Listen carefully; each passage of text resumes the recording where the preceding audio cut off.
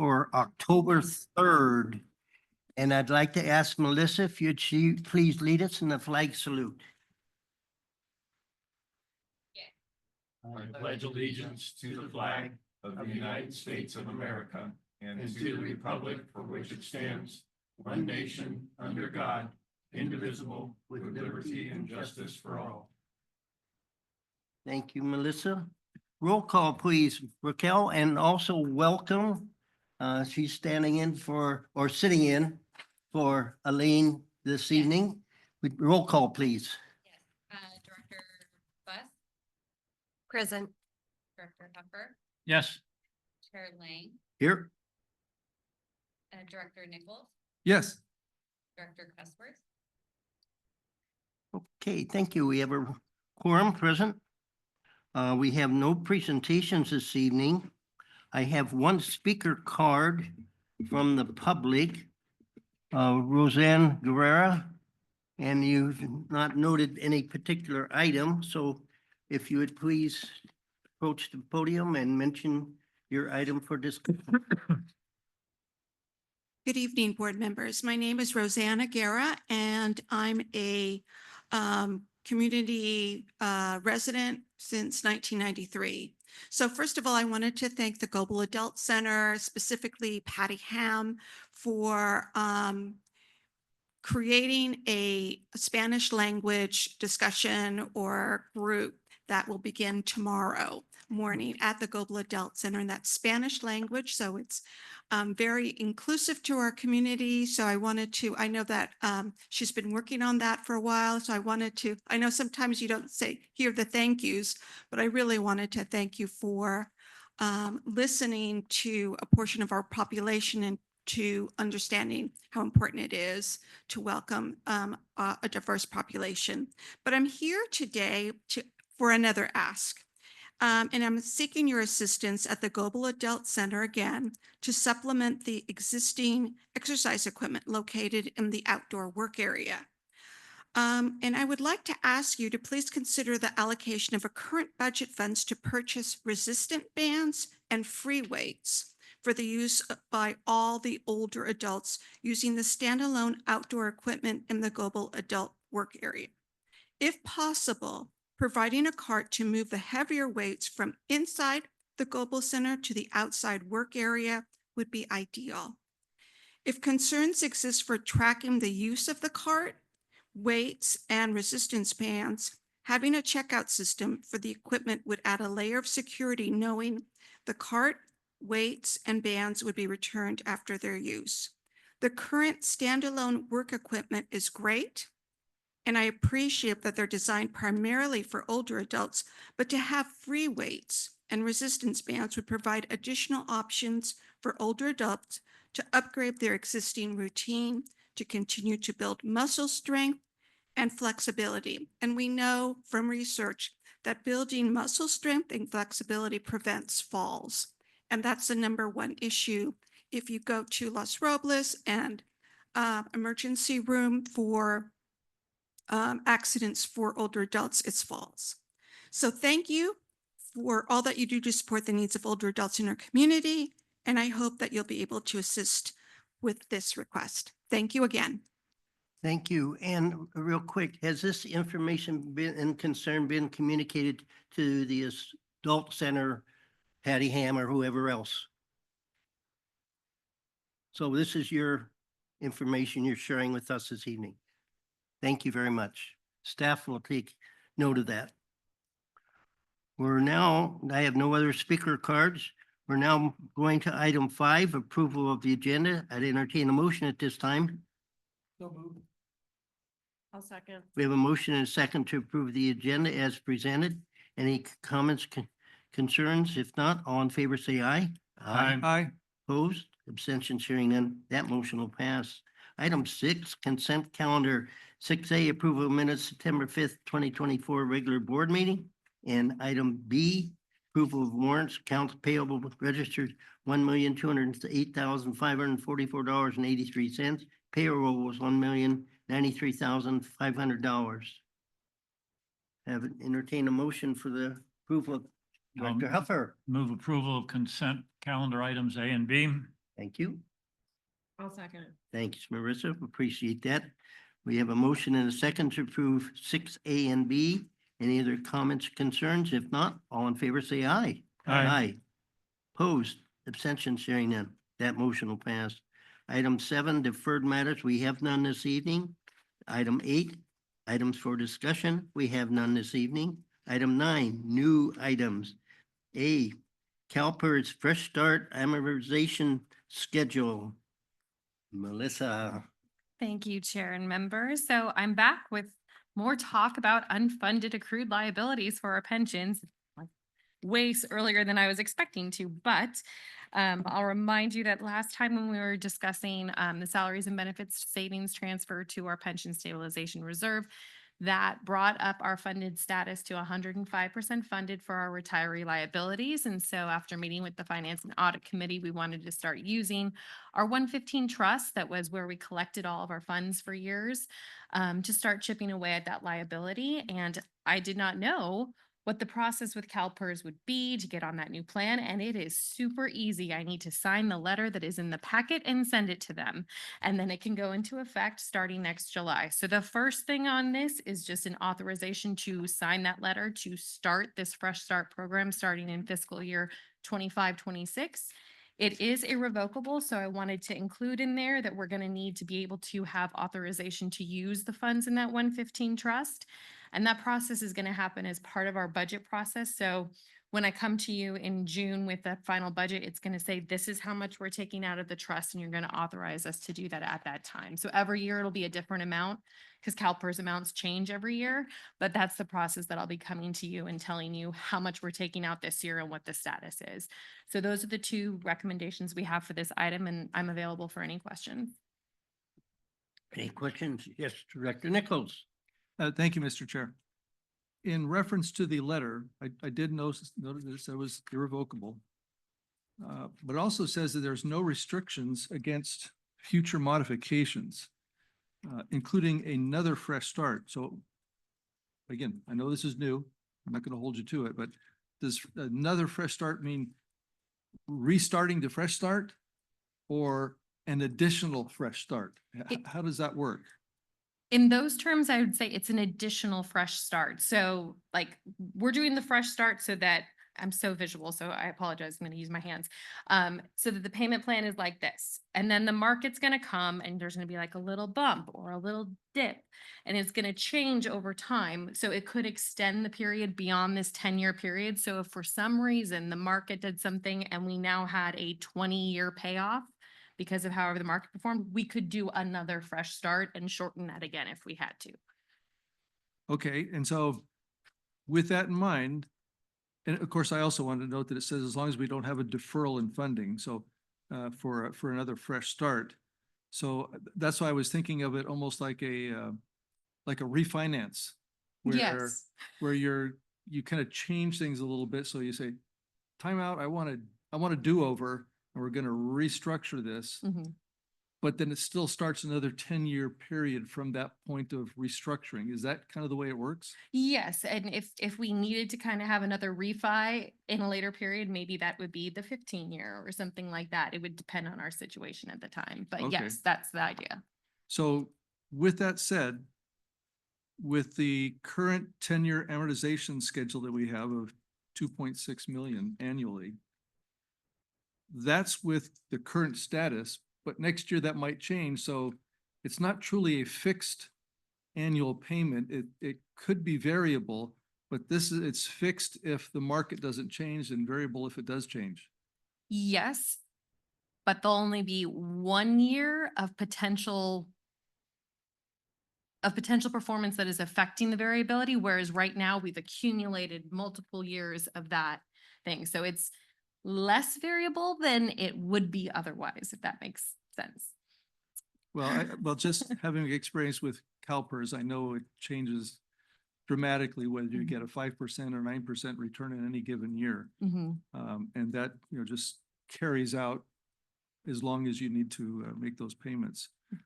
So I guess the bottom line is this does help to stabilize things.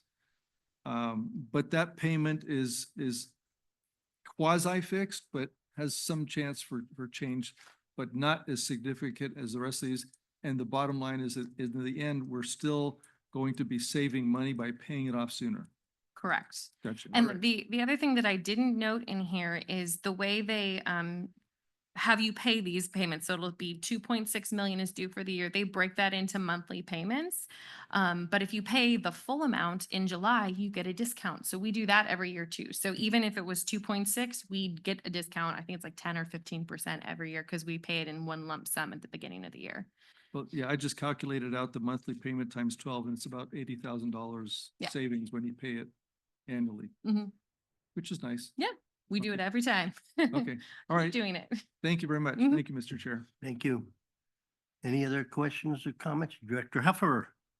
I guess just a comment to follow up on Director Nichols' questions that, yes, the CalPERS is going to change every year, but the point that you made, I think, is the most important point, that it's the savings that, I mean, the current schedule, without going with the amortization, but when CalPERS changes, it's going to affect either the current system or the 10-year amortization. So either way, we're going to be affected, but the savings is what's most important or critical that we're looking at here.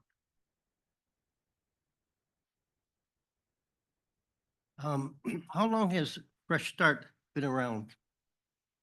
Oh, I have no idea when that started. And I don't know when they started calling it Fresh Start. I know you've had the ability for at least 10 years to call and speak with your actuary and discuss other plans, and it was a more individualized process. But for a while now, they've included these 15 and 10-year options in your annual report, but I don't know how far back that went. Okay. Fresh Start in my mind, which we can't always count on. No, seems different, new. I don't Mm. recall so much in reference to Fresh Start. Yeah, I'm not sure when they started doing that. Yes, Director Nichols. Thank you. Yes, I did have one more question. The reference is that the 115 trust will be the source of these funds and basically just transfers from the trust to the Fresh Start program. And you said that the trust has sufficient funds for that, but I don't think it has all of those funds at this moment. It doesn't have to continue to accumulate funds to be able to pay this on an annual basis. So I think it depends how you look at it, right? We've got about 15 million in the trust. And so the gap between what we're kind of normally paying now and what this new plan would be about $1 million a year over 10 years, 10 million, and we've got 15 in there. So we've got some cushion to absorb stuff. And then we also have our pension stabilization reserve that we could tap into if we had to. So with all of our assets, we could just write a big check and write it all off. I'm not recommending that, Mhm. but that could cover what I'm anticipating with that $1 million a year. It can cover that. Okay, all right, so, and even with that, I mean, we've got enough for what, 8 or 10 years at least with what's in the bank, so to speak, right now, and then as time goes on, we'll continue to supplement that as needed to cover it. Yes. Gotcha, okay, all right, thank you, Mr. Chair. Thank you. Any other thoughts, comments, questions? If not, I'd entertain a motion. I'll make a motion that we authorize the district to request CalPERS to implement the 10-year Fresh Start amortization schedule and authorize the budgeted use of the district's 115 trust beginning in the fiscal year 2025 to 2026. I'd like Thank to you. second that motion. Thank you. Appreciate that. Any other comments, thoughts come to mind? If not, all in favor, say aye. Aye. Opposed, abstentions? Hearing none, that motion will pass. Moving on to item B, amendment of existing option of site lease agreements with Verizon Wireless for upgrades to existing wireless communication facilities at Dos Vientos Community Park. Staff, please. Thank you, Chair Lang, members of the board. If you look at your packet on page 55, there's a site map that shows the location of this specific cell site. We do have 4 cell sites at Dos Vientos. This cell site went into effect with the district September 2009. This would be the third amendment for this particular agreement. The work that's being proposed is a pole replacement. So they're looking at basically erecting a pole in the same location, but about 10 feet over. They're looking to add equipment, and that equipment requires more structural engineering for a new pole to meet current requirements. And so there's a bit more details in the packet. On page 66 of the packet through 69, you can see these elevation diagrams that kind of show the change from existing condition to the proposed. Again, it's the pole is in the southeast corner of the park site, and we would be shifting it 10 feet, or they would be shifting it 10 feet to the west. And the intent, again, is they're looking to upgrade their equipment. It's a 1-for-1 pole. Pole is the same exact height as the other one. It's a similar size, as well as the equipment is a similar one-for-one swap of what they're doing as far as like a visual impact, as I've discussed in past meetings with the board.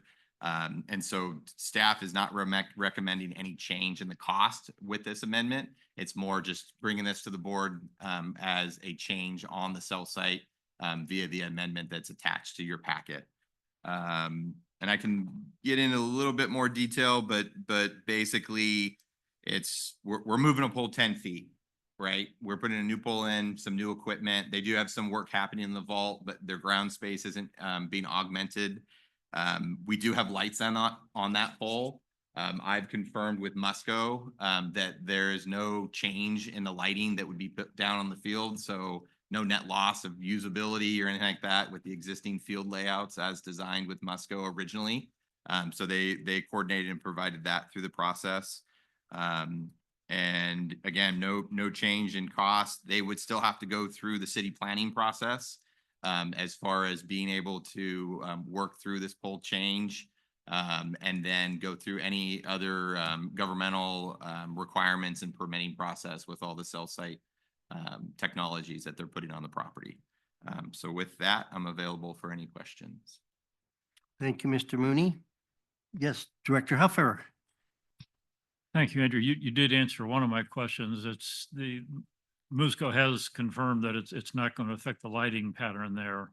Had I been thinking ahead since I was refereeing there last night, I should have taken a diagram, look at the existing pole and figure out where that 10 feet is going to go. But I'm glad to hear that.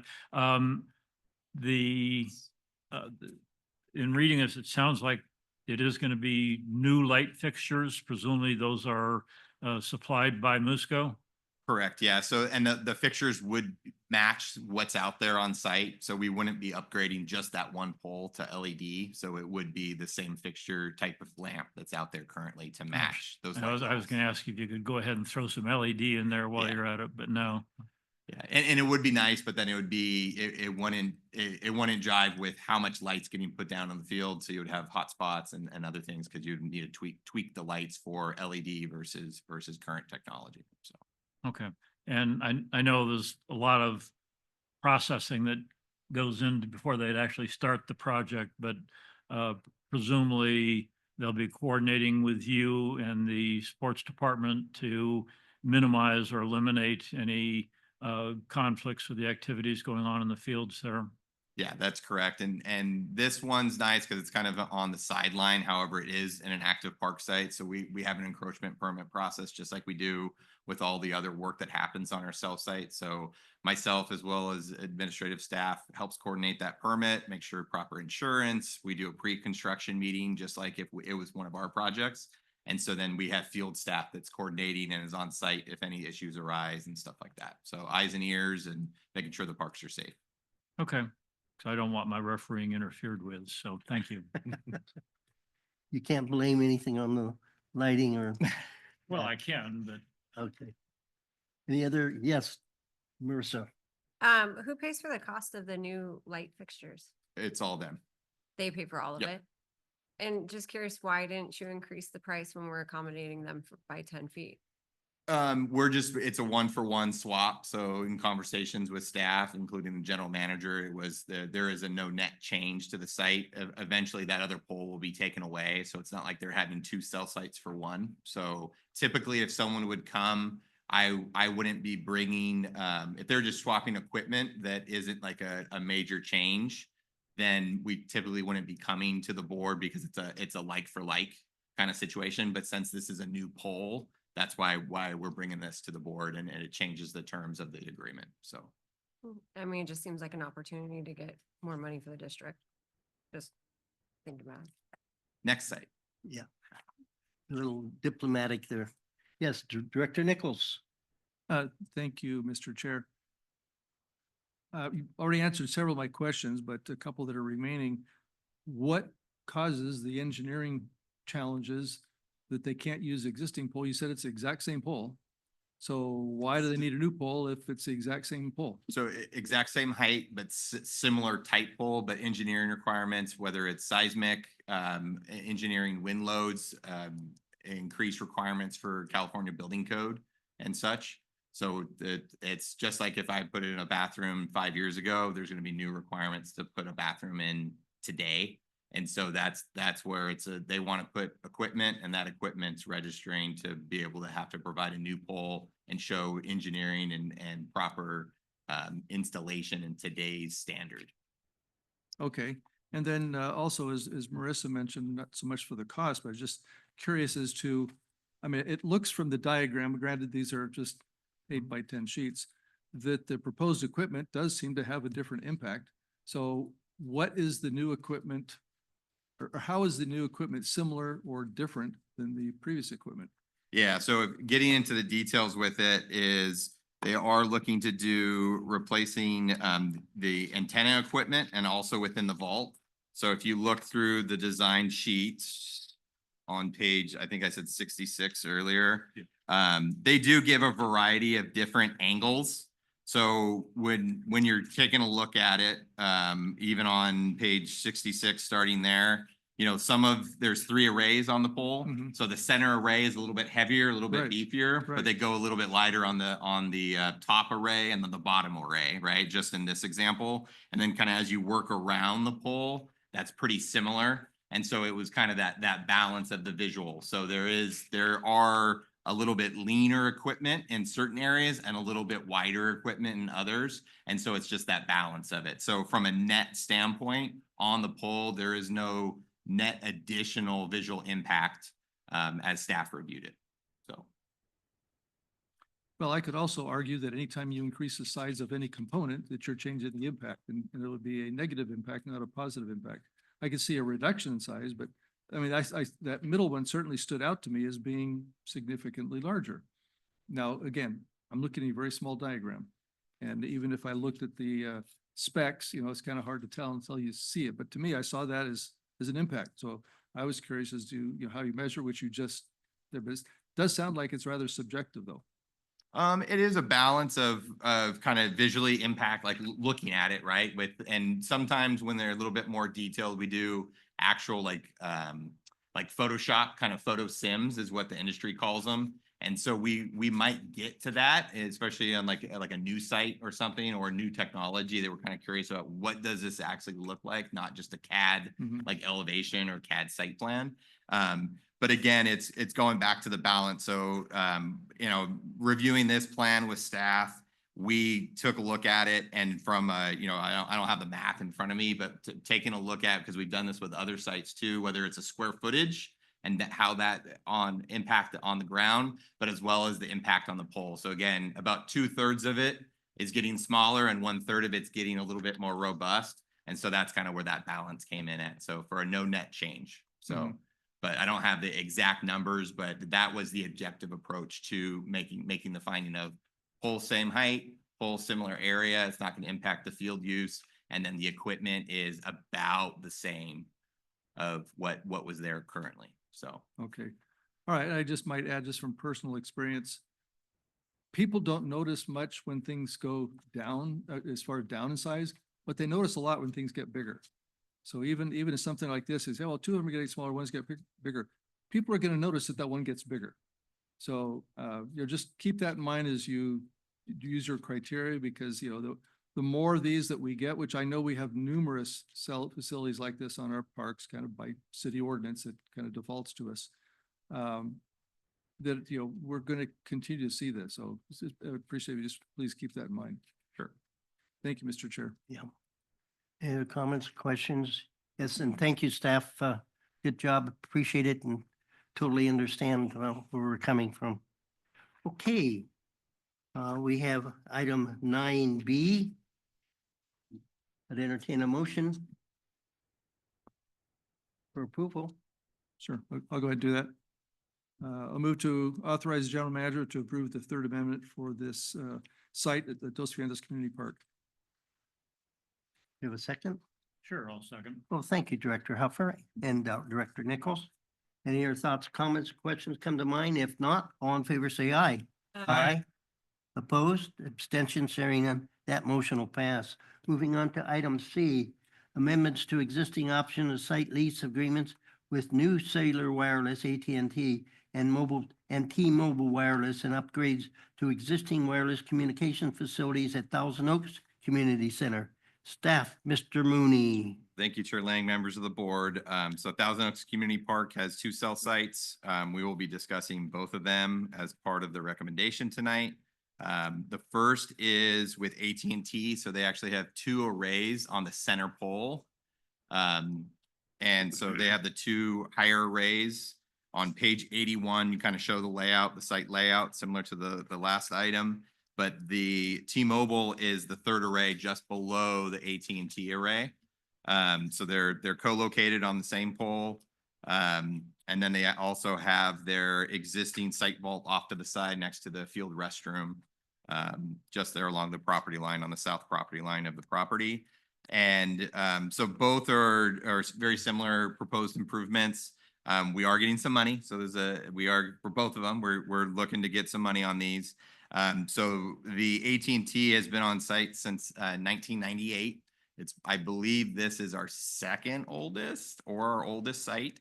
I believe North and TO are 2 oldest sites that have had cell sites. And we amended it in 2012 with some additional equipment.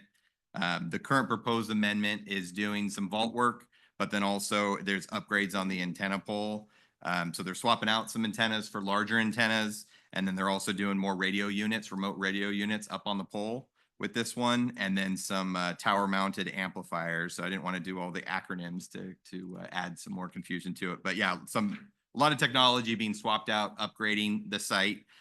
So we are looking at doing an increase on this one. We do have some details on page, should have wrote that down, on page 89, kind of shows the difference in the swap that's happening there, as well as some plan layout on page 91 that really shows how much more equipment that's happening from what's existing. And so in negotiations with the cell site company or with we're actually working with Crown Castle is managing both of these sites. We're looking at doing a $500 monthly increase at that site. So once construction begins, it'll be $3,300 per site just for the AT&T site. And then moving on to the other would be T-Mobile. So this would be the first amendment, but they've been on the site for a while as well, since April of 2000. And then they're also doing an antenna pole and cabling within the existing ground conduit and vault. But then they are also swapping out some antennas and some tower mount amplifiers and replacing them with additional equipment, including the remote radio units. That design's on page 106 is the elevation, and 108 of your packet, just for like visual of what's happening there. So again, a decent swap and decent upgrade at that facility. We would be doing a $500 increase. And so that would bring the total current rent once construction begins to just under $2,500 for that one site. Again, they still have to go through any planning exercise, any building and safety permitting and everything like that. We're simply the landowner in this case. But then they have to get our approval to kind of go in the next step. So they'll be following all the all the proper environmental, industrial laws and government requirements for that. So with that, I'm available for questions on both of those sites. Thank you, Mr. Mooney. Board members, any comments, questions come to mind? Yes, Director Nichols. I think just one. How is it with all these additions? We don't have to replace this pole. I'm not an engineer. I do know this pole is the tallest pole in town, very desirable. And it's obviously been able to gain a lot of funding for the park district. This pole is 110 feet tall, I believe. And it's a monopole, so Chuck can ref there, which I know you don't ref there, but so it is a monopole, so it's lighting all of the interior of the field. And so very, very tall, very big and sturdy. They've done a couple upgrades, like just working through stuff in my time there. And that's something that hasn't come up through the engineering question. And I don't know if it's just how it's set up with the arrays and the brackets and everything, but haven't required it. So Interesting. yeah. Okay. Yep. But I'm not an engineer, so I'm not going to tell them. Well, you're the closest thing yeah. that we have to one, Yeah. so that's why I got to ask you all those questions. Yeah. But okay, I'm just curious because I know it's a tall pole and you get those pieces up there. I mean, it's going to create a lot of wind resistance and it just seems like it would be natural for having to be replaced. And my guess is like typically when you have something that large, I mean, 110 feet, that's high, right? Yeah. There's a lot of engineering that's keeping that from falling over. So there was probably a lot of foresight when they were putting it in, and engineers, they over-engineer things, even if it was put in 98 or 2000, depending on what upgrades were happening, right? And so that would be my guess is, hey, they over-engineered it, and then they were far exceeding any requirements because of the foresight said, hey, we might be upgrading stuff out here. So All right. Thank you. Thank you, Mr. Chair. And Director Heffer. Yeah, so both of these additions are going on the same pole in the middle of the field there. The one that I wish we had something as tall at Conejo Creek South, but that's a whole different issue. correct. So, Yeah. and again, the same comment as before, that timing will be worked out, so there's little or no interference with the activities on the fields there. Correct. Yeah. And in time, over the years, I've been working with field staff on trying to find a better solution because it is tricky, especially in the winter months when we do get a little bit of rain, for them to get lifts and some equipment just doing maintenance work out there. So in time, if there is an opportunity to be able to take a look at the lighting design or to be able to move it to the sideline, like some of our other fields, that could be a possibility. But I mean, obviously, the idea would be if it could be done during the refurbishment period, but yes and no, but yeah. Yep. So just from a timing standpoint, trying to figure out the windows, right, between all the awesome rec stuff that's going on and keeping the fields green and all that. So yeah, well, I don't ref those fields, so I don't really much care. So In your earlier comment about this particular site, I recall this is the second site in the district that we had a cell site. And in those days, we'd have engineers from AT&T, cellular, whatever, here at our meetings.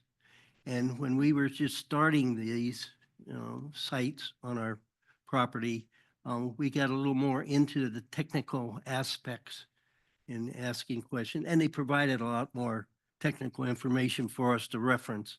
So we've come a long ways, and as you had kind of alluded to, they probably over-engineered, they went the extra step because we were all trying to feel our way through this.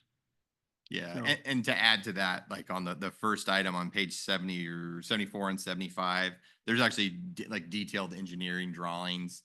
You know, the footing for that 80-foot pole is 21 feet. So, you know, it's pretty large, pretty deep. So Yeah. It's come a long ways, but it's served us well, obviously, and we're providing a service to our public, the community in this particular way. Okay, any other comments, questions come to mind? Yes, Marissa. I do want to say I'm glad to see that there is a rent increase on both of these. I think that as landowners, that whenever you're dealing with the private company, that they are all returning great profits. If you look at their companies, we should take advantage of these. Just my comment on it, but I like that to see these too. Okay, with that, I'd entertain a motion.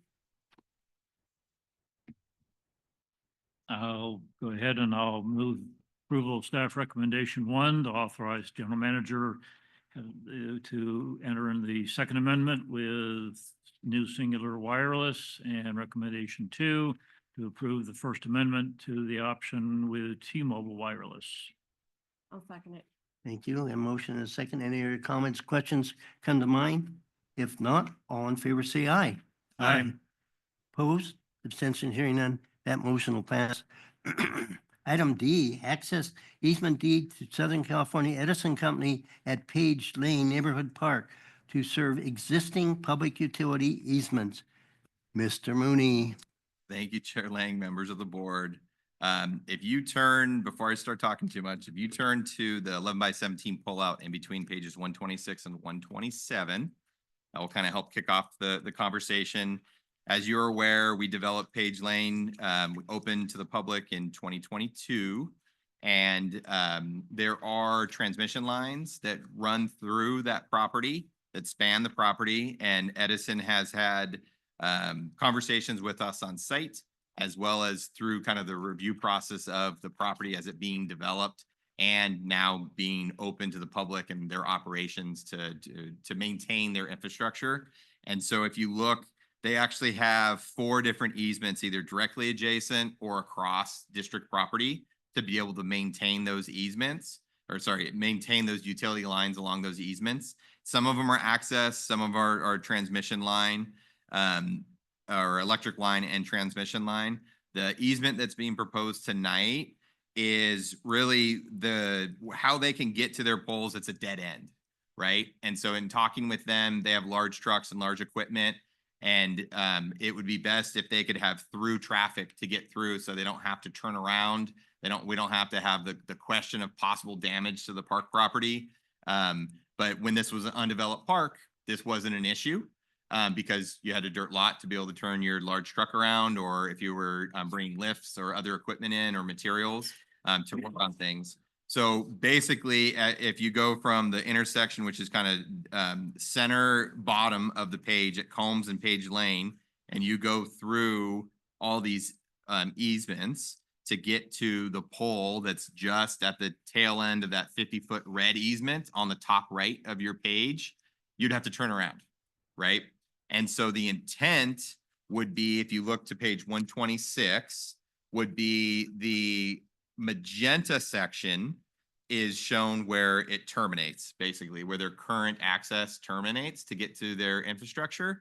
And staff is proposing the green, which would be, and that's kind of just broadly shown, but per the report, and then we also have a little bit more detailed easement exhibit as exhibit B on page 124 and 125 of your report. It's basically a 16-foot driveway, and they're not looking to develop it. We're looking to keep it native soil. We do have a cell site there on our property that we get funding from. And then Edison has antenna and equipment on their pole, on their transmission line, before it hooks east across the freeway, across the 23 freeway. And so the intent here is just to provide better access to quasi public-private government, right? With providing the electric power to the community. And that way they can be able to get better access to their infrastructure. And then we can help maintain our park without having possible issues. They might be out in the middle of a storm, middle of the night, and they need to get to their equipment, right? So they might run over a bench, they might run over a walkway or something. And so the intent of this is to be able to have northern access all the way to Page. And so this will help with the cell site company as well as Edison. But it's more the factor of just being able to kind of close the loop with their easements. As you can see, it's a lot of patchwork, and it's just as they develop their infrastructure over the years. And now that we developed a park adjacent to that, we just want to make sure that we're protecting our resources and then providing proper access to our partners that are giving us power to our community. So with this is no cost. It is a non-exclusive easement with Edison, but we are looking for it to be a permanent.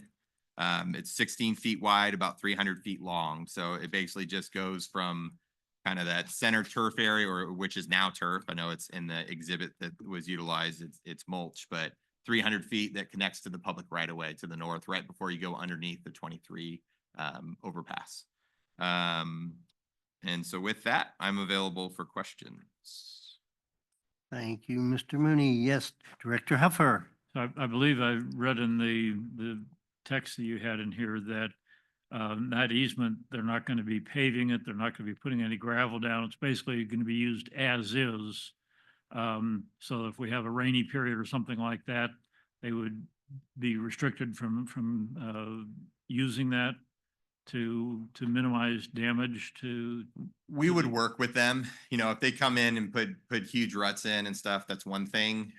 But we would work with them to keep it safe and clean for the public. The issue is originally we were looking at doing mulch in this area, and in conversations with them through construction and then through this process, they preferred not to mulch it because if it's, you can't see if mulch is flooded or not, and you're driving a piece of equipment in with a crew. And so that was kind of the end result was, yeah, we can kind of, this is the back 40 of the property. It's against the freeway. We can keep it just native soil. But yeah, that would be kind of on both sides for us to be able to, if there are issues, but yeah, they might have to, you know, typically that's when you start having power issues and inclement weather. So that would be something that we just have to work out. In the 2 years that we've been there, we haven't had much issue other than one of their tree trimming contracts came in and drove through some parts of the park, but it was pretty minimal and we were able to get that repaired. So. Okay, and the easement is wide enough that when they're driving their vehicles through there, they would still be able to avoid the walking path. I mean, I walk that park fairly regularly, and I'd hate to have them driving over that walking path there, so. Yeah, so the easement is designated as that roadway of 16 feet wide, but they have anywhere from 50 feet in certain areas to 30 feet before you touch any of the actual park improvements that the perimeter permeable asphalt walkway, as well as the new turf that was put in over a year ago. That would be well out of the way for them to be able to get proper access. So. Okay, thank you. Any other comments, or questions? Yes, Director Buss. I have a question because easements, when you're dealing with it in residential, generally there's compensation paid. But so when we give easements to utilities, we don't get any sort of compensation for giving them an easement on our properties. So it's a balance. So depending on the situation, this is something that I have proposed to Edison. So me as staff watching the operations of the park and everything, and this is something that we would like to see. That way they don't have the issues that may occur, as I described, with whether it's a tree trimming contractor or themselves. So it's giving them a clear shot to kind of get through the property. But on other So- properties, we have been compensated for giving Yes. easements. Yep. Okay, that's what I wanted to clarify because I was like, oh. do Yeah, and we just not have ever charge? like Oak Brook has some electrical that we have we got compensated for that. Right. And then typically it's more kind of like staff time and processing is what we'll charge for like another agency, or we kind of eat it to make sure that you know that it's helping them with their mission and what they're accomplishing. So. Interesting.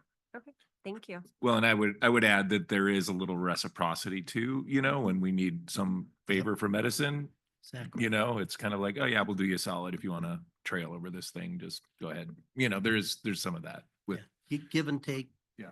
Collaborative projects. Okay, yes, Director Nichols. Thank you, Mr. Chair. In looking through these easements, I see that we've got, especially the large map that you have here, the 2 transmission lines and 2 electric lines. Along with those easements, is there access privileges and for maintenance and things like that that already exist Yes. all the way to the point where they're looking to? That's correct. Go to. And with those easements there, just looking at the map, it looks like we have the developed park within those easements. So it doesn't preclude us from developing beneath the park, but my understanding with most of these easements, you can't put a structure in the easement. I mean, you can make landscaping improvements and things like that you don't care gets ripped up if they go trenching through it, you can rebuild it, but no houses or structures like that. So with what we're proposing here is a access easement, or actually it's called a road easement in the deed here. which is different than these others. These others are, have, transmission and electric. So as a road easement, again, I'm thinking of road that you're not going to be putting a structure within a road, but also in a road, you're not even going to have any improvements because it has to be fully accessible. So we're in essence giving up the opportunity to do any improvements within that area. And we're doing so without compensation. So we are, so it's a balance. So we put in that cell, or we coordinated the cell site, and they've been accessing it from the north side. So it's multi-purpose, right? So we've master planned it in a way to be able to provide access for the cell site that was there prior to the park being developed, as well as in conversations as we went on fact finding and worked with Edison to get, hey, what is our current easements? What does this look like? How does this work for you guys? How is it going to work for us? When we master planned the park, there was never any interest to be able to develop or do anything on this fringe area. It was always kind of like the back 40. We do already have the looped equestrian pathway. We have about 10 feet that goes all the way around all the way around the east side of the park, and then works its way through the west side of the park that connects to the bikeway that we work with the city on. And so the intent, I don't think we would be losing any value. As you mentioned, hey, we might have ideas or plans to be able to do something here. I don't think in a neighborhood park setting that we would be utilizing that property to be able to do any structure development, any, like you mentioned, because then you would block the roadway and the access. I think it works really well with the current park design, because this was thought through when we were doing the planning of the park. One, for the cell site, two, for the equestrians, but then also taking a look at Edison. Why drive all the way through the kind of tricky angled access easement if we can get access directly from Page, right? So the intent would be that would be the dominant access point and the preferred access. If they could pull in, you're never going to tell a truck driver what to do, but if you could pull in, nose in, and back out, that would be the preferred. However, it's just going to depend on the crew. But as far as long-term planning, I don't see there being a conflict of district interest to let this property be formally utilized as a road easement, because it's been used as this for some time now. So. Okay, I appreciate the explanation, because my concern is always the loss of future opportunity, and, we're always trying to maximize our resources, maximize the use of our land, and the foresight that we have now for the future is based on what we know today. 10 or 20 years from now, that may change. And I hate to say that we went back and say, gosh, I wish we had a thought of that. But you base it on what you know now. So that was my concern and this is going with, I've mentioned this to a couple of times when we've had utility easements or access presented. How does it hinder us for the future? And I appreciate your insights and also your review that you had while going through the park. And hopefully that will be the case. But obviously it does make sense for easier point of access or a throughway access, but as long as it doesn't hinder current or future operations, that's my main concern. Thank you. Thank you, Mr. Chair. Any other comments, questions come to mind? If not, I'd entertain a motion on item D. I'll make a motion to authorize the general manager to grant an access easement in substantial compliance with the attached access assessment deed to Southern California Edison Company to the existing transmission and electrical line easements located at and adjacent to Page Lane Neighborhood Park. Very good, thank you. Any second? I'll second that. Thank you, Director Nichols. Appreciate that. Any thoughts, comments, questions come to mind? If not, all in favor say aye. Aye. Opposed, abstentions, hearing none, that motion will pass. We're moving on to item 10, reports and announcements, 10A through G. Are any particular items something you'd like to address and ask questions of for staff? I would like to, on item G, program enrollment summer 176 I've gotten from work. Oops, not 176. I'm sorry, give me a moment here.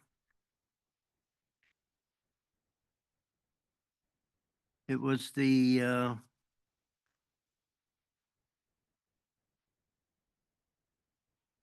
enrollment summary, okay. I gotta get my orientation here.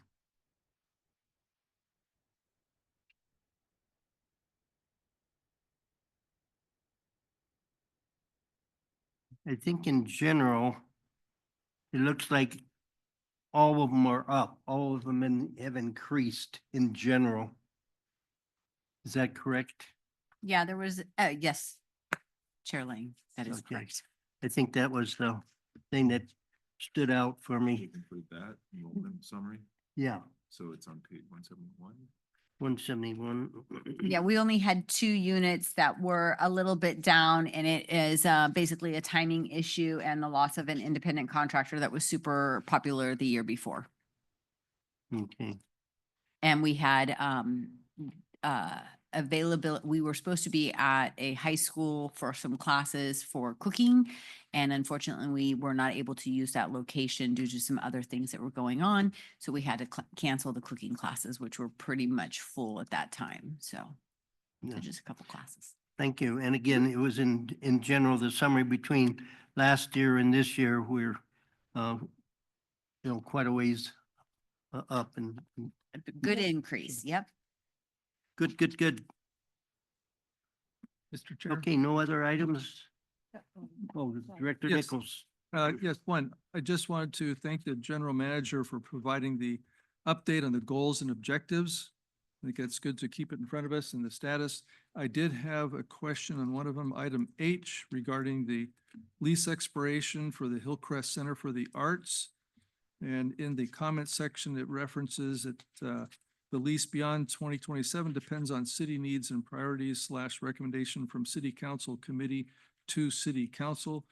Is that an active committee, or is that, or do you know what the current status of that committee's role is? Are they actively looking at this, or are you familiar with what their current status is?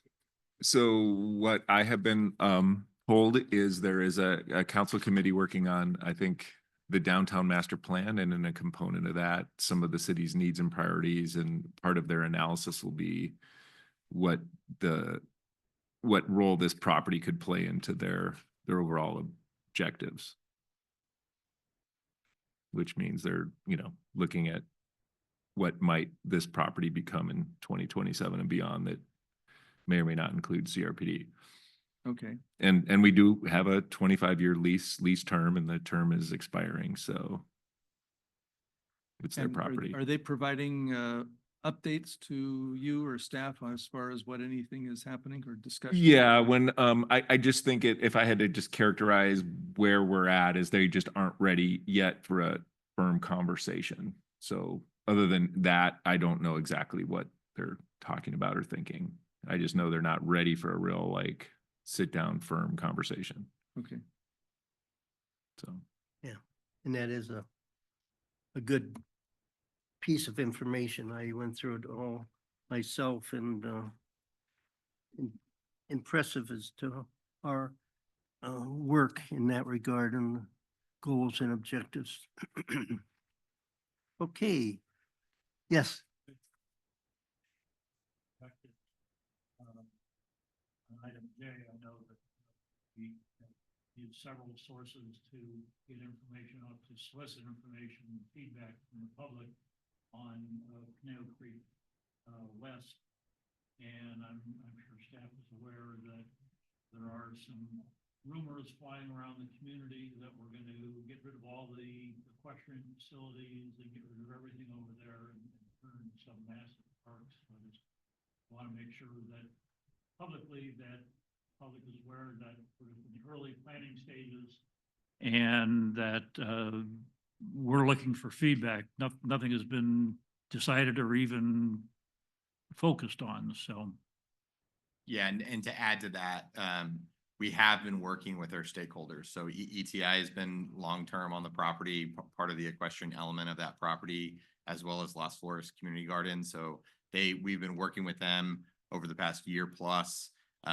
They were aware the survey was going out, the timeline, and we've had many conversations with, hey, what's the process? And that's exactly it. We are going out to the public, get some information, and come back to start digesting that, and that'll be in the coming months after the survey closes. So, and the survey still, it went live 2 weeks ago, and then it's a week and a half ago, and then it goes until December 6th. So we definitely want folks to continue to do that. It was kind of part of my division report, but we've had over or almost 1,500 people take the survey in a week and a half. Wow. So, which is great. Yeah. So we want to get the feedback from the community and be able to see what the future is of the park and what the community wants. So. Okay. We're moving on to department reports, 11A, Parks Division report. Mr. Mooney. So I have shared the first draft of the master plan. That's the document that's sitting in front of the board. I can make it available via digital as well. I can shoot an email tomorrow with that. We are looking to take this for initial discussion item. We wanted to kind of give the board a heads up on it's coming October 17th. We would be revisiting it at a later board meeting for comments and adoption and environmental and all that fun stuff. But yeah, stoked to be able to get to this point in the process and put it in front of the board and go through the process. So available for any questions.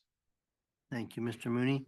Any questions associated with the Parks report, department report? All right, we're moving on to item B, Recreation Division report. Thank Ms. you, Chair Lang. Callis. Thanks, Chair Lang, member of the boards. Just one thing tonight. We have in your packet a new flyer that you just got today. Basically, it's our summer program session survey. We had about 8% return, 512 responses. This was the overall general one. We also did one for specific to some camps just to get some more specific information on potential future changes, upgrades, or keep things the same for camp. So our manager, Tim, and the staff are looking into that and seeing what they might do for the next couple of years, but overall very good. This was great. You can see we had a lot of people respond from aquatics and camp. Overall, people are extremely satisfied, and we're still hitting very high in the net promoter score also. And there's a couple really nice quotes in there too. So with that, I'm available for questions. Thank you, Ms. Callis. Yes, Director Nichols. How do you define camp? Camp, so there's two different things that we have. So camp is our all-day camp. So it goes from morning to evening, so like 7 to 5 or 6. We have different locations for camp and activities. The other things we do is special programs, which are half day. They're short, more specialty classes. They're half day, not camps. Enrichment. Thank you. I'm up. And is that a 1 week long or is it a Yes. month long or how long? Usually the is a camp? enrichment camp is either 1 week and or it could be once a week. But usually for like Dos Vientos will run enrichment camps and they'll be 1 week. So you buy 1 week. So camp is also only a week. You buy a week at a time. Okay. So And do those only occur summer and vacation, like Christmas vacation, things like that? Or is so it true- camp only happens during the summer. Okay, They do some enrichment type programs during winter break, spring break, that type of stuff. Usually those will be like 2 half-day programs. They're Okay. not usually an all-day program. okay, So parents can buy half a day or both. all right. So is this report then referring to camps that took place 1 week long, 7 to 6 during the summer? This survey was sent out to everybody who participated in anything that happened okay. in the summer. I thought you were referring to. There's another report. So there is some people that were in camp or Okay. specialty programs, they answered this also. Okay, But there's another report. I don't have a fancy sheet like this yet for it. But there's another report that is specific to actual, I think James did 2 different types of camps, like Wildwood and Conejo Creek North Camp and okay, Little Folks. okay. So. All right, because I'd be curious to know how many campers were camping all summer long as opposed to just a 1-week camp. Most of the folks that participate in our camps, actually, it's utilized more like care for families, Mhm. summer care. So they do participate in all or most weeks unless they're like on vacation or something. So Yeah.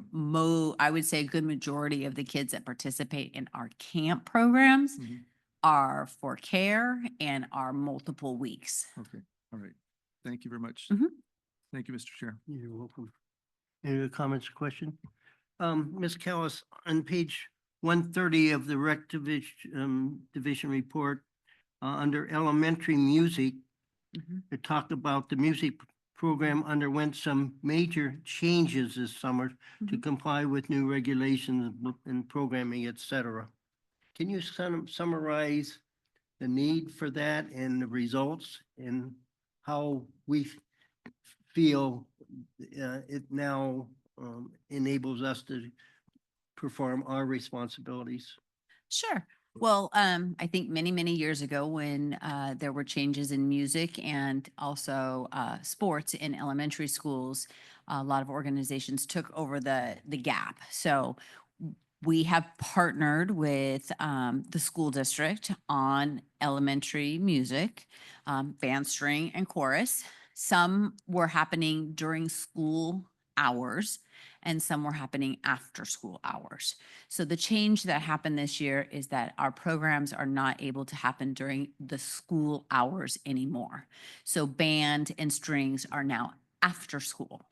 Chorus has always been after school. So we worked with the school district to make sure we had locations and even did some different things to kind of accommodate kids that weren't going to have the opportunity. So they do. So we are offering, as you can see from the report, band, strings, and chorus at a lot of schools, 17 schools and some others. So the other change is for chorus. They used to have some independent contractors would have assemblies or rehearsals, little shows on campus during school hours. At this time, we are in discussions with the school district on what that's going to look like in the future. Because it may not be there or it may be there in a different way. So we're working with the school on that right now. Very good. In recent years, does there seem to be an increase in participation of students in the different elementary music programs? Our elementary music program has held very tight for a very long time. It's very well attended, and obviously, we have the partnership with the school foundation and the big show, and our independent contractors are excellent. So we're really lucky in that manner. So with change comes a shakeup. So we'll see. But as of right now, we're holding tight. So we're still meeting the need of the community in regards to meeting music in the elementary level. So that's what we really want to do if we can continue to do that. I would assume I don't have any knowledge, but I'm assuming that there aren't too many cities, communities that have these types of program and relationships between the school music program and rec and park or what other entities. It's kind of a unique arrangement. I would say it's unique. It's not unheard of. Mhm. There are other organizations, nonprofits that have helped out with after-school programs and stuff like that in music world, but we have very highly qualified independent contractors that are out there teaching this and working with their local elementary schools and stuff, so. Yeah. Mhm. Well, as we all know who's attended the different performances, Very impressive, very well done. And all the collaboration working between the school district and the park district is par excellence. So keep up the good work. Okay. Any other comments or questions for Ms. Callis? If not, we're moving on to Management Services Division.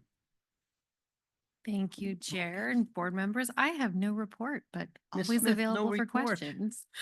Okay, thank you. Item D, General Manager's Report, Mr. Friedel.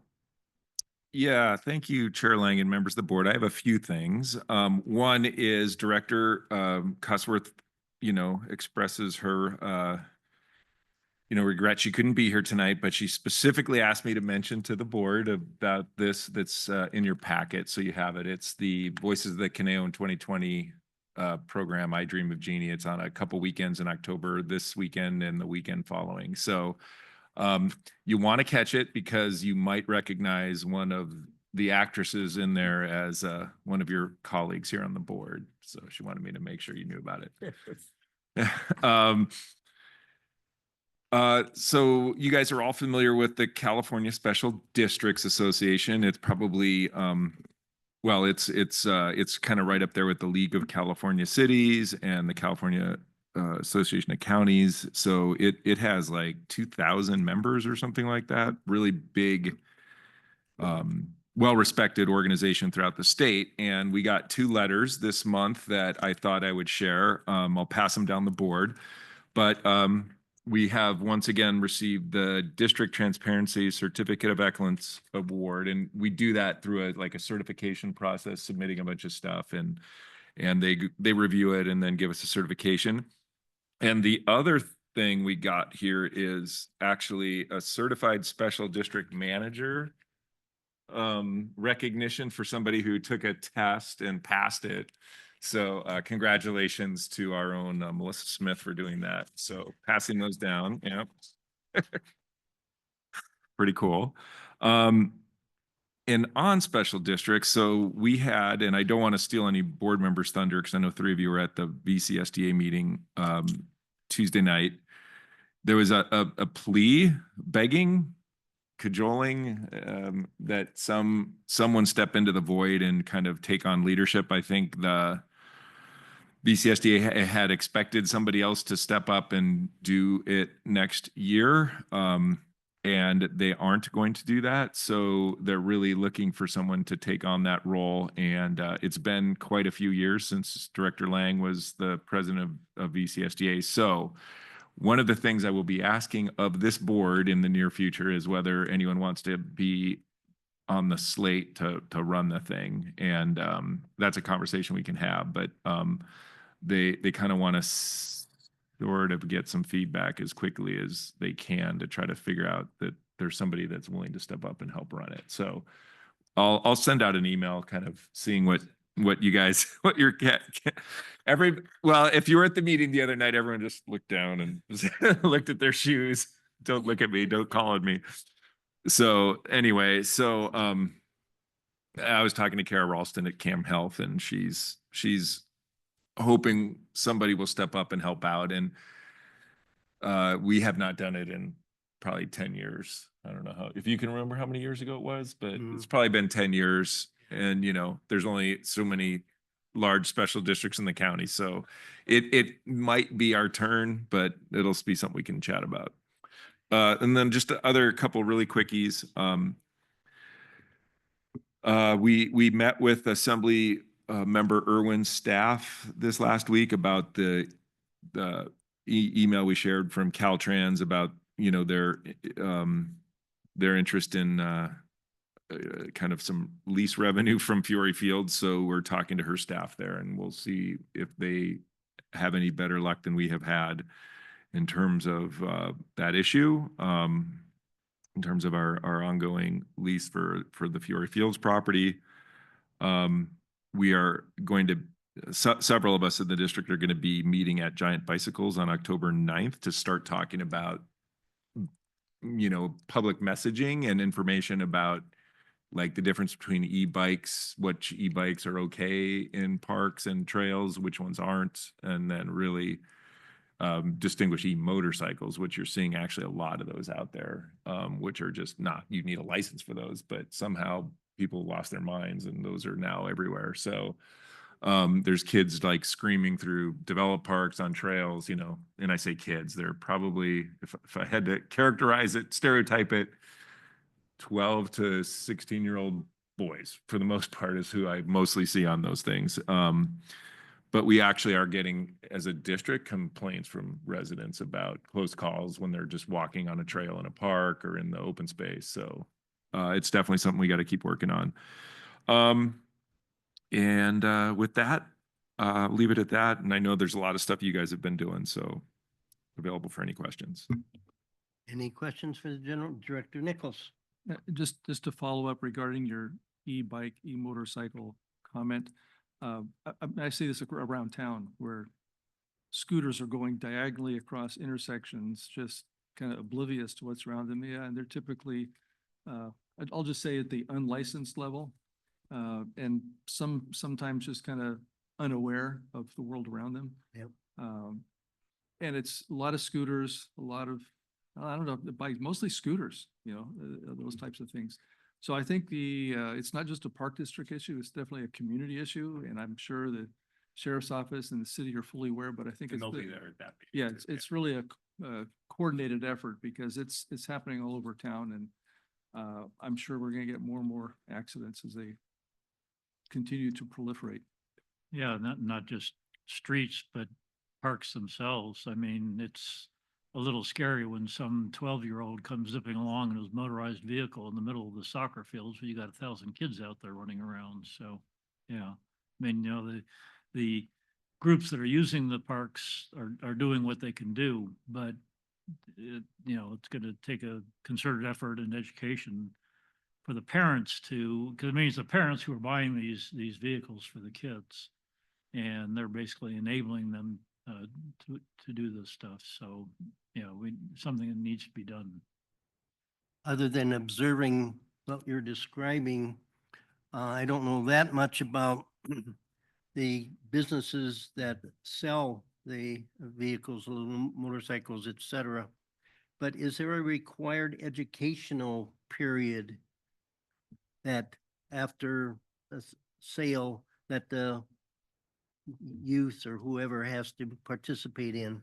Yeah, no, not for the e-bicycles. E-motorcycles are motorcycles. They need a class 1 M1 license. They need a, you know, but for some reason, the fact that it doesn't make noise like a gas powered motorcycle, parents that are buying them don't think of it as a real motorcycle and are buying them and giving them to their kids, and they're actual e-motorcycles, not e-bikes. And they actually need a driver's license to drive it. So it's both, but we also have an issue with even the throttle e-bikes that aren't a motorcycle, but a throttle e-bike. We you know, we can do probably more on educating the kids about even, you know, how to operate those in public spaces. So, you know, we want kids out on bikes. E-bikes are great. Like I mean, they're great. They're fun. It's just, we're in that little Wild West because the technology keeps throwing out new and cool stuff. And anyway. I'm an old mountain biker, so I don't relate to some of the e-bike stuff. Back to VCSDA, as Jim mentioned, I had been chair of the past and vice chair for a couple terms. It is really an important organization that kind of holds our districts together, not just rec and park, but water and sanitation, et cetera, et cetera. And it's very key to, I think, the continued recognition of what special districts do in our communities. And I would hope that in some way that one of us in CRPD can participate and become involved again. And in the last couple years, based on the situation that Camarillo Healthcare District was dealing with,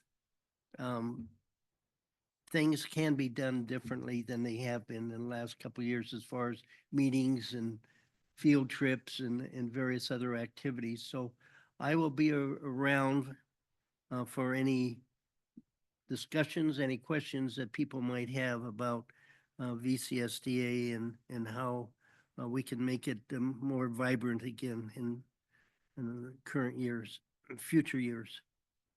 Okay.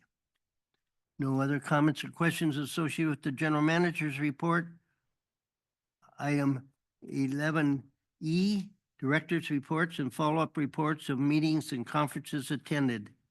And I'm going to go with Director Nichols. Okay.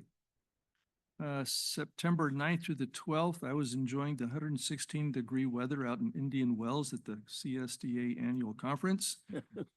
It was tolerable, except for the 15 minutes or so you had to walk between buildings. And then it was just miserable. And I did notice, even though there was a golf course all around us, I never saw anybody on the golf course the whole week we were there. So amazing how that works. But nonetheless, it was a very interesting conference, a lot of good information. And I was going to say, one of the things that I typically find is when we go to these conferences and there's maybe, 4, 6, or 8 different options of meetings that you can attend, different subject areas. You pick the one that you think is going to be the best for you, and then sometimes you kind of slip out and go find another one. I didn't do that at all. Every time I was there, it was a very good presentation, interesting and relevant topics.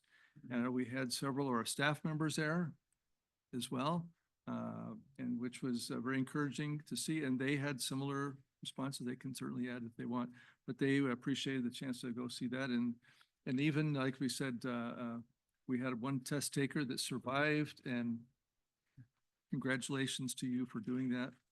But it was a very good conference, and it is good to just hear what's going around the state and seeing what's going on and to be a part of that.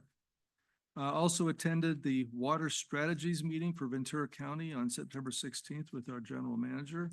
And that was an interesting conversation just about some of the things locally that they're trying to do to address the water needs that we have here local. And then we had our Conejo Creek West Northwest Ad Hoc Committee meeting. On the 18th, we had a Costco Board of Directors meeting. And then on the 19th, we had our Waters Agency event out at the Reagan Library. And then on October 1st, our VCSDA Special Districts Association chapter meeting. So that was my park district activities for the Busy man, busy Interim man. period. We can all relate to that 15-minute walk through the Yes. I thought it was 117 degrees, but anyway, weather. But again, it was a good conference. Mhm. Director Bus. I have been very busy visiting the ASO fields, 3 days a week. I would like to report that my standings for my team are not where I would like them to be. We didn't have subs last week. It was very hot. It was their first time playing a noon game. And they played their hearts out. And I think that they had the other team not scored 3 goals in the first quarter, we probably could have won. So we are playing this Saturday again in the heat at 12:30. I do think I have subs this time. And we are playing the team that practices across from us. There's been a lot of contention over these past few weeks. The coaches would not scrimmage us. I tell him that he comes from a place of no, and that these little girls want to play each other. It's hilarious. So he told me that we will be able to scrimmage every practice after we play each other on Saturday. Their standing is number 2. I am my team, the Red Dragons. We are currently 6 out of 8, not doing as well as I thought we would. So we'll see how I'll report back, but I've been busy there 3 days a week. And I did go to the ad hoc committee for the Conejo Creek West. And yes, just to report, I did just help my daughter's best friend install a little stall barn for her horse Romeo, who will be coming to live in Waverly Heights. You have a new neighbor. And Duke and Princess, the goats that will be living with him, Duke is very cute. He's only a month old. You should bring your grandkids by. So yes, we did not install that thinking that the equestrian area would be gone, as she does need to practice for her rodeos. Since she does barrel race and rides steers, we will not be having a steer move in the neighborhood, Hmm. just so you know. But yes, so that's my report. Thank you. Director Huffer. Well, just to follow up on part of your report, Marissa, I'm hoping that you and the other team won't get too confrontational on Saturday. Otherwise, the person in charge of your game might have to take some action. So I am. I've been waiting. I keep, every time the ref shows up, I'm like, it's shock. Yeah, I signed up for week one and then we got canceled for the heat. And the next couple of weeks I was out of commission. So, yeah, I'm looking forward to I'm this. just waiting on the field. Yeah, yeah. Uh-huh. Should be entertaining. So anyway, relatively quite quiet week. I, along with Director Nichols, was at the Casca board meeting. Interesting that couple of homeowners who somehow their properties crept onto Casca property, but they seem to they cooperated well with Casca in terms of dealing with that. So that was interesting. I had hoped to get to the AWA meeting, but wasn't feeling quite up to it. And I did get to the VCSD meeting Tuesday night. I'm not going to commit to anything until after November. So Totally understand. yeah, so that's all I have to report. Thank you, Director Huffer. Well, I attended the conference in the VCSDA and missed the AWA meeting at the Reagan Library, but I heard it was a good one. But I didn't miss the MRCA meeting this past Tuesday, and I was presented with a photo of our fire division celebrating its 30 years of fire suppression.